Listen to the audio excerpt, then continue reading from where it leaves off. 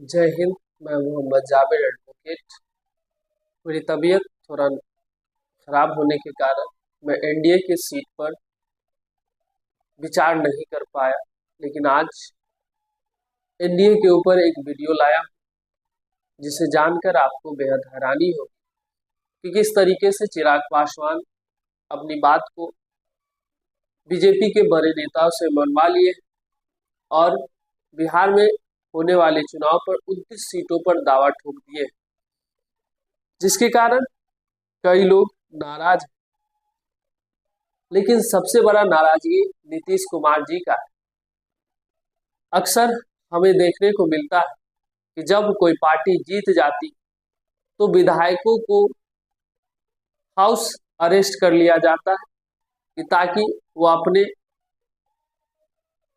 इच्छाओं को दूसरे पार्टियों के सामने अ, इच्छाओं को दूसरे पार्टियों के सामने न बता पाए, क्योंकि राजनीतिक एक ऐसा चक्रव्यूह है, एक ऐसा खेल है जो आज आपके विरोधी है, कल आपके सपोर्टर हो जाएंगे।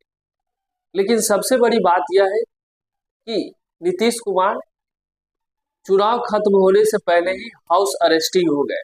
ऐसा मेरा नहीं कहना है, लोगों का कहना है, क्योंकि पटना के जो उनके आवास है उस पर जो जदयू के समर्थक कार्यकर्ता है, उनका कहना है कि पार्टी में जब बड़े नेताओं को ही सुरक्षित नहीं रखा गया है तो हम कार्यकर्ताओं को कैसे सुरक्षित मान सकते हैं।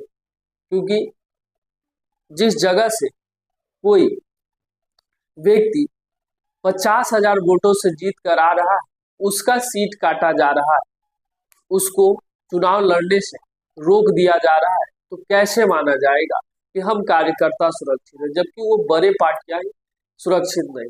आप ऐसा देखने को मिल रहा है जैसे कि नीतीश कुमार को ही हाउस अरेस्ट कर लिया गया है। अब इस बात में कितना सच्चाई है, इसकी पुष्टि आप आने वाले जब सरकार बनने का समय आएगा तो आपको देखने को मिलेगा।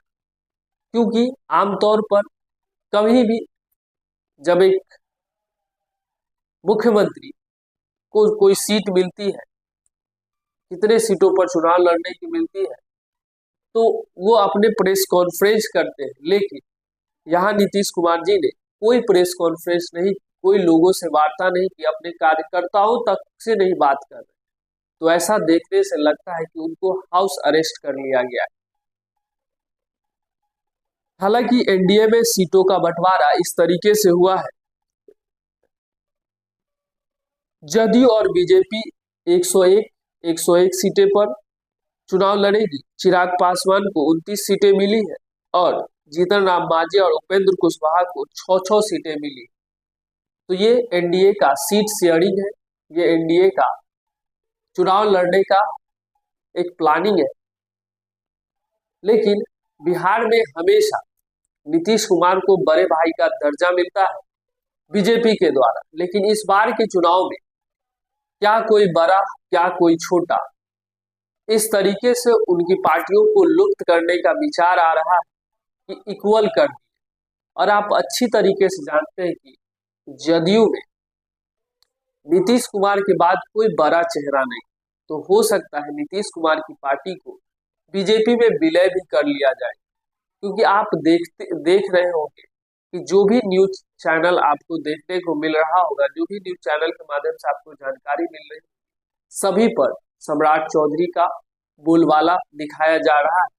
वो ऐसा नेता जिनको एफिडेविट बोलने का तरीका नहीं है, मुख्यमंत्री का दावा करते हैं, शब्द का सही तरीके से उच्चारण नहीं कर सकते हैं, ऐसे लोग मुख्यमंत्री होने का दावा करते हैं। और उनके जो कार्यकर्ता है वो ऐसे ऐसे ट्वीट करते हैं जैसे लगता है बिहार उनकी बपौती है।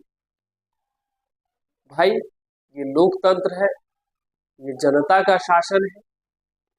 जैसा कि अब्राहम लिंकन ने कहा था कि डेमोक्रेसी जनता के लिए, जनता के द्वारा जनता पर चलाया गया एक शासन। तो इस डेमोक्रेटिक शासन व्यवस्था में हमको और आपको रहना है, तो किसी एक व्यक्ति को प्रबल बनाने की इच्छा जाहिर ना करें, क्योंकि जब एक व्यक्ति को आप प्रबल बनाइएगा, जब एक व्यक्ति को आप सशक्त बनाइएगा, तो वो आपके ऊपर तानाशाह बनकर बरसेंगे। तो क्या एक व्यक्ति को आप तानाशाह बनने देंगे, वो भी आपके वोट से? तो एनडीए में बहुत सारा घमासान चल रहा है, कौन नाराज है, कौन खुश है, ये आप अच्छी तरीके से न्यूज चैनलों के माध्यम से देख रहे हैं। लेकिन मेरा विशेष टिप्पणी यही है कि शायद चुनाव से पहले नीतीश कुमार को हाउस अरेस्ट कर लिया गया है बीजेपी के द्वारा, क्योंकि बीजेपी बिहार में एक ऐसी माहौल क्रिएट कर रहे हैं जैसे बिहार का सबसे बड़ा पार्टी वही है। तो नीतीश कुमार जी को सोचना है कि आगे अपनी पार्टी को और अपनी कुर्सी को किस तरीके से बचाकर बिहार को आगे बढ़ाना है। जो बिहार में उन्होंने काम किया, सुशासन बाबू का जो उनको दर्जा मिला, क्या वो दर्जा बनाए रखना चाहते हैं या फिर बीजेपी के छाया में वो छिप कर अब अपनी राजनीति करेंगे?